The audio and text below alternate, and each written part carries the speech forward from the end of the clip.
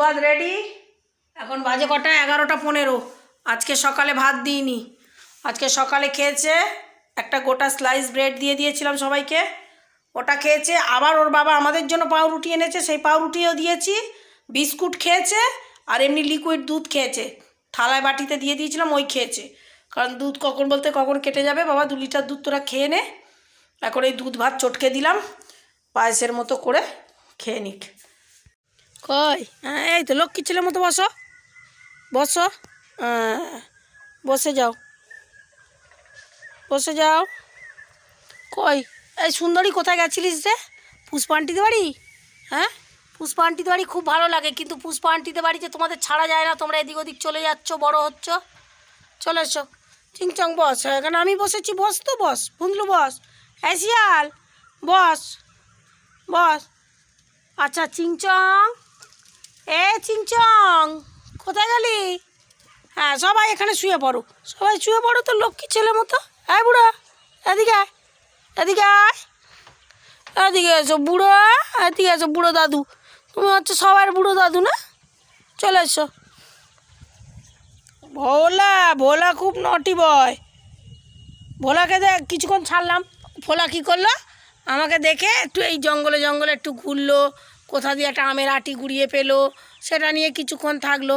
ওমা, যেই আমি চোখের আড়াল হব একটু, ব্যাস ভোলা মাছুট পুষ্পা আন্টিদের বাড়িতে, তাই না? মাছুট। আসলে কি জানেন তো, ওদের মারা ওখানে থাকে তো, এখন তো বড় হয়েছে। ছোটোবেলায় বাচ্চারা মায়ের আয়ত্তে থাকে, মানে আমার আয়ত্তে আছে, কিন্তু এরপরে একটু বড় হচ্ছে, এরা তো মায়ের সঙ্গে যেতে চাইবে না, এরা তো বাচ্চা, এরা কি আর বোঝে। এই যে সুন্দরী আর চিংচং গেছিলো বলা এই পুষ্পাদের সোফায়, কি আবার দুগা পিছনে দিয়ে আবার নিয়ে এলাম। আর চোখের সামনে থাক, আমি কাজে মন বসাতে পারি না একটুও কাজে মন এই যে এইরকম এরা শুয়ে থাকবে, আমি বসে থাকবো, তাহলে বাবুরা শুয়ে থাকবে। শিয়াল ঘুমালো বিস্কুট খেয়ে, সকাল থেকে অনেক কিছুই খাওয়া হয়েছে, আজকে দুধ দেওয়া হয়েছিল।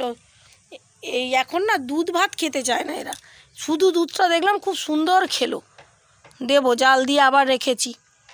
ওমা শুধু দুধ খেয়েছে, কিন্তু ভোলাই তো একাই সব দুধ মেরে দিয়েছে। ভোলা তুই একাই সব দুধ খেয়ে ফেলেছিস, দুষ্টু ভোলা। মায়েদের ঘর পরিষ্কার হয়েছে, মালপত্র মানে মায়েদের ঘর ভেঙে আবার নতুন করে করা হলো না, তা সেই মালপত্র তো অন্য জায়গায় ছিল, বিভিন্ন জায়গায় ছিল, সেগুলো সব নিয়ে এসে যখন ঢোকাচ্ছিল, কিছু কিছু জিনিসের মধ্যে ইঁদুর ফিঁদুর ছিল, সেখান থেকে আমার ছেলে ইঁদুরের বাচ্চা দিয়েছিল, কি নিয়ে ঘরে এসেছে দেখুন, দেখুন তাকে এখন ড্রপারে করে দুধ খাওয়াচ্ছে। আমি তাকাই না, আমার ভয় লাগে।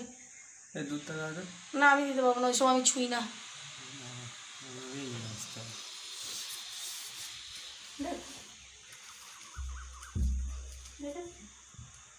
মানুষ এরকমও হয়? হ্যাঁ, মানুষ এরকমও হয়?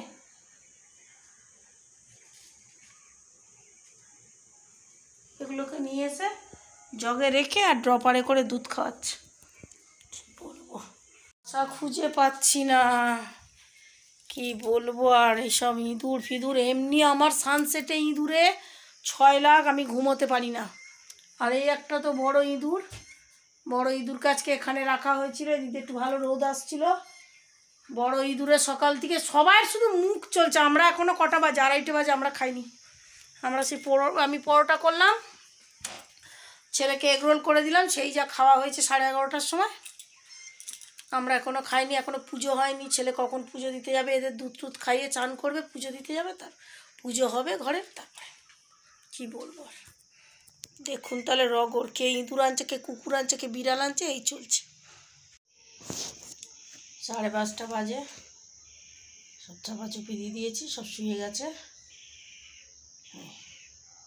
বেশিক্ষণ না, 1 ঘন্টা 1.5 মনে হয় এরকমভাবে ঘুমাবে চাপাচুপি দিয়ে, তারপরে সব খুলে ঠুলে ফেলে মারামারি, কত কি কাণ্ড ঘটবে। ঘুমাক, সারাদিনের দৌড়াতে এইবার আমি নিশ্চিন্ত হলাম। সেই যে জগে ইঁদুরের বাচ্চা রয়েছে, কি বলবো। লাইট অফ করে দিই, এখন কিছুক্ষণ ঘুমাক, আমি একটু শান্তিতে শুতে পারলাম না সারাদিন। আর এই যে গুড নাইট, ননদের বড় ননদের ছেলে পাঠিয়ে দিয়েছে বাচ্চাদের জন্য। আমি বলেছিলাম যে আছে কি না, তাও বললো আর দিতে হবে না মামিমা, রেখে দাও। তাই গুড নাইট দিয়েছে। প্রচুর মশা হয় না, আর ওদের গায়ে তো মশা একদম ছেঁকে বসে থাকতো, আর আমি তো খালি মশা মারা ধূপ, ডিমের ট্রে দিতে ভালো লাগে না, কারণ চোখ জ্বালা করে। তো ওই করে করে লাস্টে ওকে বলতে ও আবার এই মানে তেলটা দিয়েছে। এখন নিশ্চিন্তে, একটাও মশা থাকে না, ঘুমায়। ঘুমিয়ে ঠুমিয়ে পড়েছে। আর গিয়ে একটু রেস্ট নিই। রাতের জন্য বাচ্চাদের ভাত বসালাম, একেবারে সকালেও হয়ে যাবে। এই যে মুরগির পা দিয়ে, বাবা দেখাতে পারছি না, এই যে মুরগির পা আছে অনেকগুলো, মুরগির পা দিয়ে 5-7টা আছে। সকালবেলা অনেক নিয়ে এসেছিলো ছেলে, ও নিয়ে এসেছিলো, আমি গোটা গোটা ওদের দিয়েছিলাম, খেয়েছে। আর এখন রয়েছে, এখন বাজে কটা, 6টা।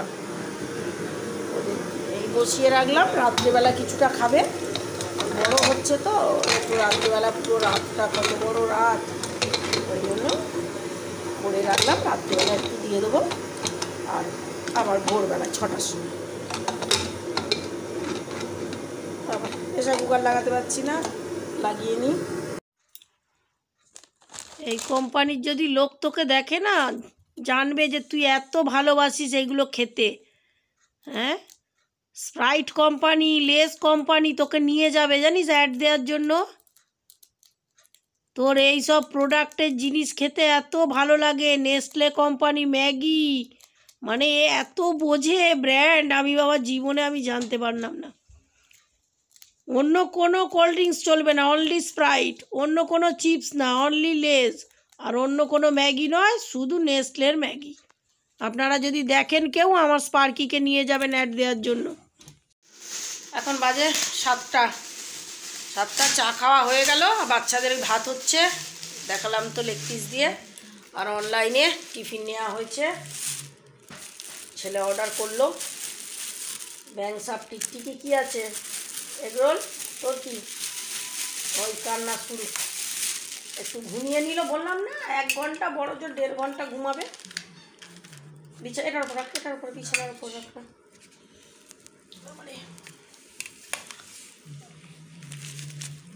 আমি এই খেয়ে নেবো, ব্যাস আজকের মতো রাত্রে। বা বলুন না, কাটো কাটো কাটো ওটা কাটো।